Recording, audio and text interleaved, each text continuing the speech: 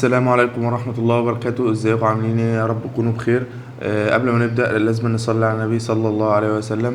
ان شاء الله الفيديو النهاردة هيكون شرح اولى اعدادي الدرس الاول. القناة هيكون عليها شرح اولى اعدادي تانية اعدادي، اولى اعدادي وتانية اعدادي المناهج الجديدة بس، وان شاء الله لما تالتة اعدادي ينزل هننزل المحتوى. ويلا بينا نبدأ. بسم الله نبدأ.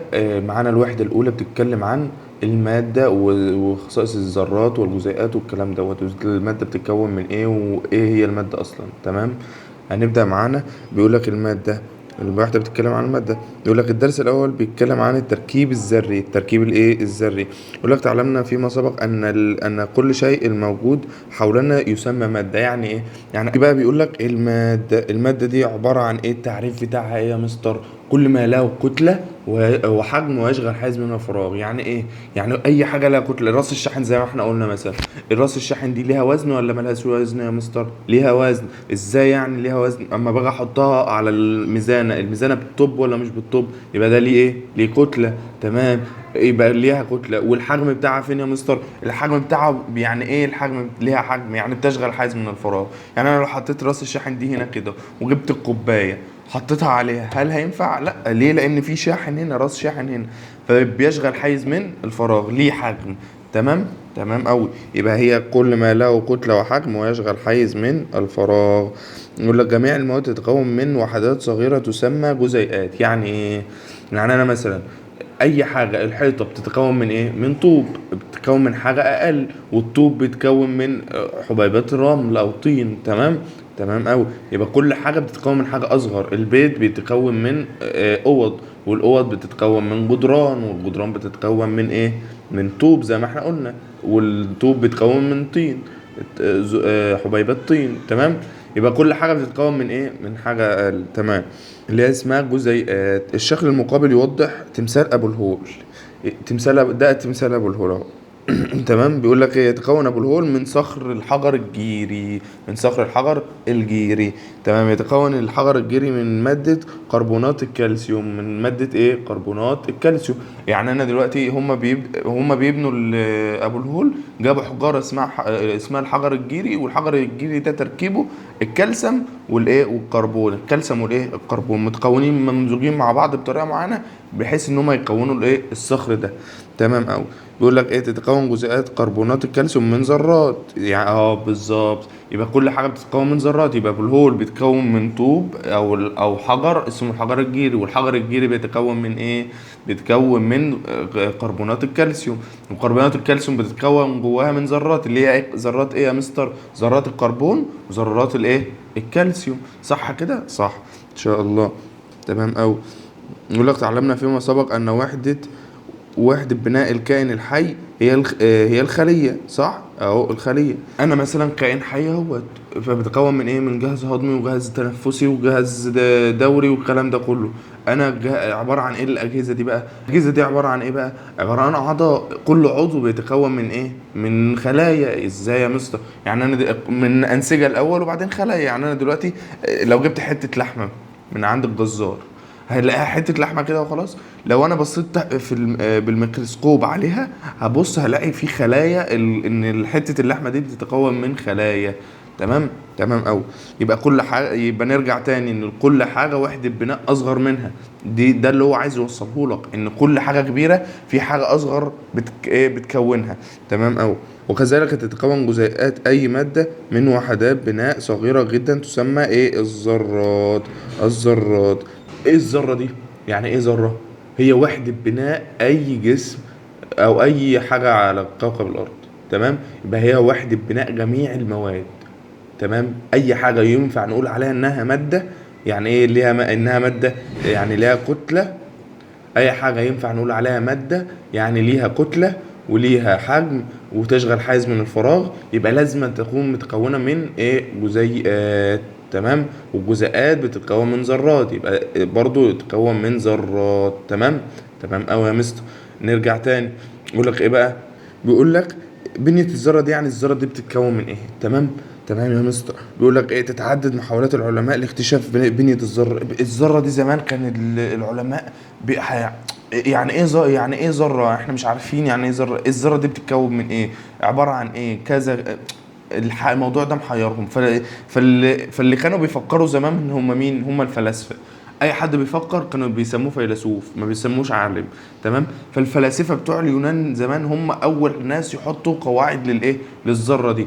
فقال لك ايه بقى؟ يقول لك اعتقد الفلاسفه اليونان في العصر القديم، في العصور القديمه، ان الماده تتكون من اجزاء صغيره غير قابله للتجزئه. واطلقوا عليها ايه؟ اسم الايه؟ الذره. او ذرات. تمام.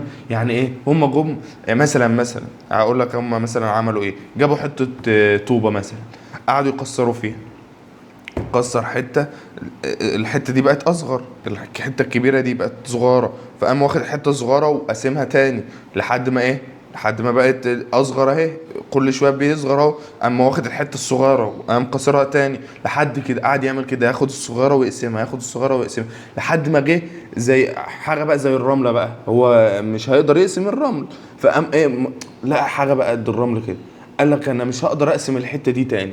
فاصبح ان هو قال ايه بقى الفيلسوف ده؟ قال ان كل المواد حاجه صغيره زي دي بتتكون منها. تمام. بتتكون منها، بس احنا مش هنقدر نقسم دي تاني، فهي دي اصغر حاجه في الماده دي. فهمت؟ يبقى ايه تاني؟ تاني ركز معايا. يبقى هو جاب مثلا حته طوبه، قعد يكسرها لحد ما وصل اصغر حته فيه، فهو مش عارف يقسم دي تاني. فاصبح قال لك ايه؟ ان الماده دي كلها بتتكون من ايه؟ من الحته الصغيره دي، من الذره الصغيره دي، واطلق عليها ذره. تمام. تمام يا معلم. ركز معايا. لو في حاجه مش فاهمها عيد الفيديو تاني، هتلاقيك فهمتها. وبرضه لو في حاجه مش فاهمها خالص كلمني في الكومنتات، وانا ممكن اتواصل معاك افهمها لك ايه، شخصيا يعني، على اي منصه. تمام. بيقول لك ايه؟ وفي اوائل القرن التاسع عشر، اوائل القرن التاسع عشر، وضع دالتون اول نظريه علميه للذره. نظريه ايه؟ نظريه علميه. نظريه علميه. ها. وأوضح فيها عدم قابليتها للانقسام. يبقى أول واحد يعمل نظرية علمية اسمه إيه يا ولاد؟ دالتون. اسمه إيه؟ دالتون. نظرية علمية عشان في نظرية عملية. تمام. يبقى أول واحد عمل نظرية علمية هو مين؟ دالتون. تمام. هو مين؟ دالتون. قال إيه بقى الراجل ده؟ قال لك إن الذرة ما ينفعش تنقسم تاني، اخر حاجه هي الذره. تمام. تمام. او ديت وحطيت لها نظريه ايه؟ علميه. يعد نموذج رذرفورد عام 1909 اول نموذج للذره على اساس ايه؟ عملي مش علمي، عملي او تجريبي. ماشي، خليها تجريبي عشان ما نتلخبطش ما بين اللفظين. يبقى ايه؟ اساس تجريبي. يبقى دالتون عمل ايه؟ نظريه علميه. طب ورذرفورد عمل اساس تجريبي او نظريه تجريبيه. تمام. يبقى نفرق ما بين الايه؟ العلماء. تمام. شطار. نخش على اللي بعده. يقول لك ايه بقى؟ يقول لك تركيب الذره. الذره بتتكون من نواه. بتتكون من ايه يا مستر؟ من نواه. وبتتكون من ايه تاني؟ من الكترونات. بتتكون من نواه والكترون. ايه النواه ديت؟ حيز صغير جدا جدا جدا جدا جدا جدا. فين يا مستر؟ في مركز ايه؟ في مركز الذره.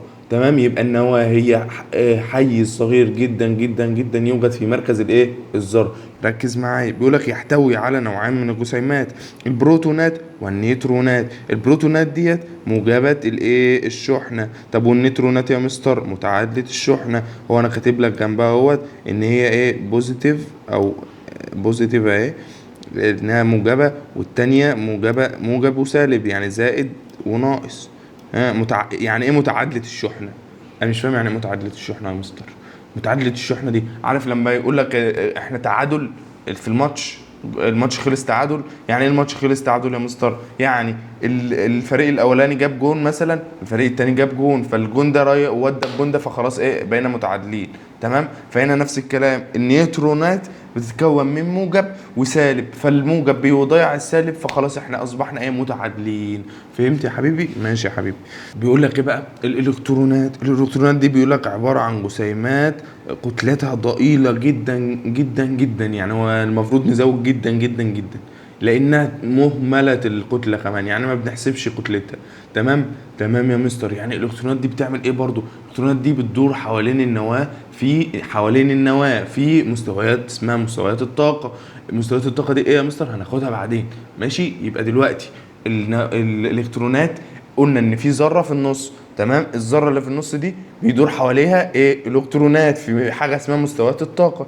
وديت حيز صغير جدا، بيشغل حيز صغير جدا. والتانيه دي الكترونات مهمله الايه؟ مهمله الكتله، ملهاش كتله، كتلتها ضئيله جدا جدا لا تحسب.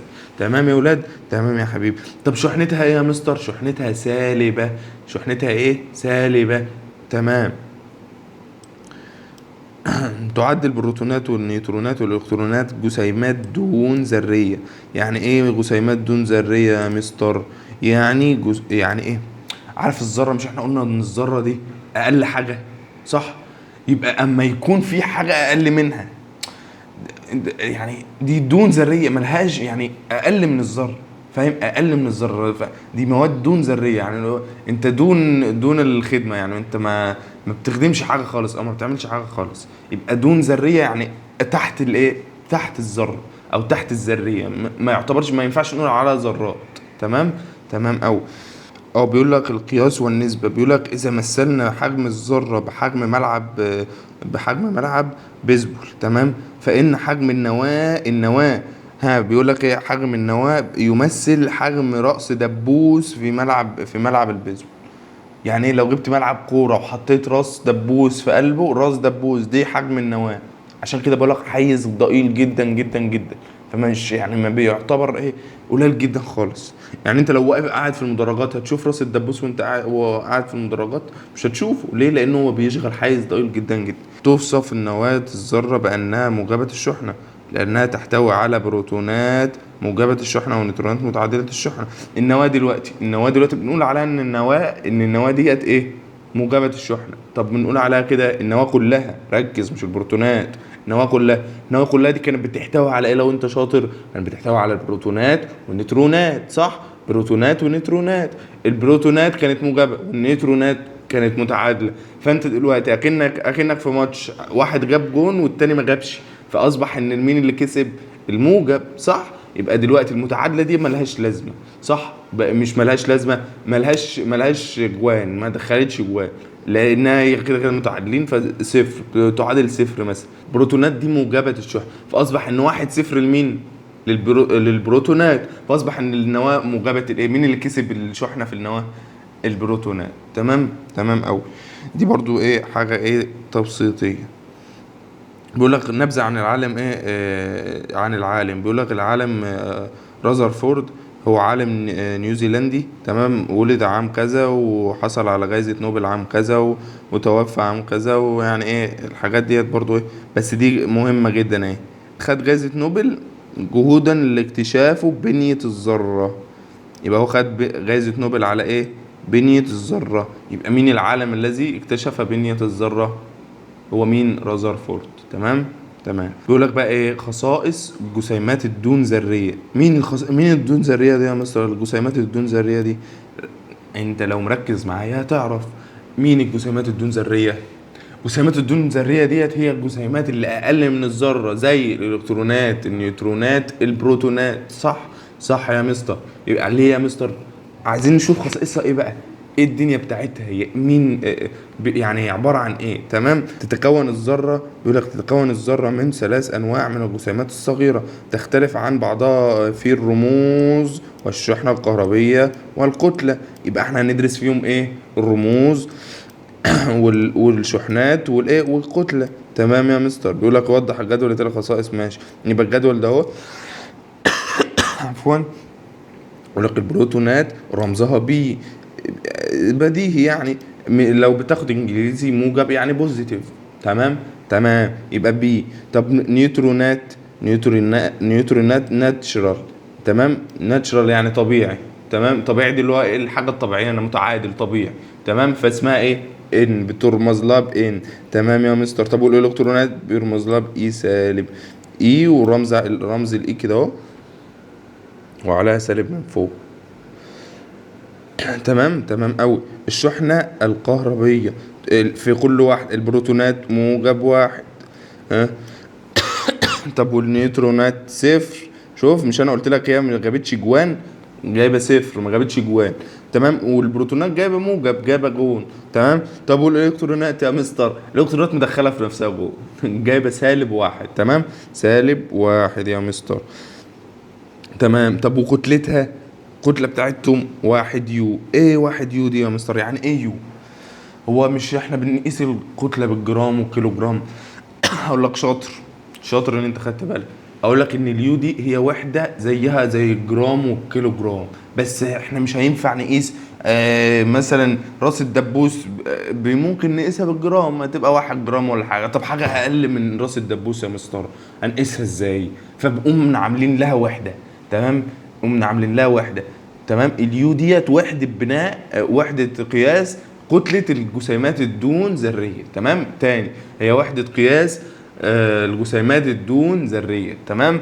تمام يا مستر. هستنتج من الجدول السابق ان شحنه البروتونات تساوي شحنه الالكترونات. ليه بقى بس؟ وتختلف في نوعها. يعني ايه؟ يعني انا جبت جون وهو جاب جون، بس دي فيا ودي في، وده هو اللي مسجلها في الفريق اللي قصاده، فانا جايب نفس عدد الاجوان وهو جايب نفس عدد الاجوان، بس في الايه؟ العكس بالعكس. تمام. هو جايب هنا في الخصم وانا جايب في نفسي. تمام. تمام يا مستر. يبقى ايه؟ الاتنين متساويين بس في اختلاف النوع. تمام. ده موجب ده سالب، ده موجب وده ايه؟ وده سالب.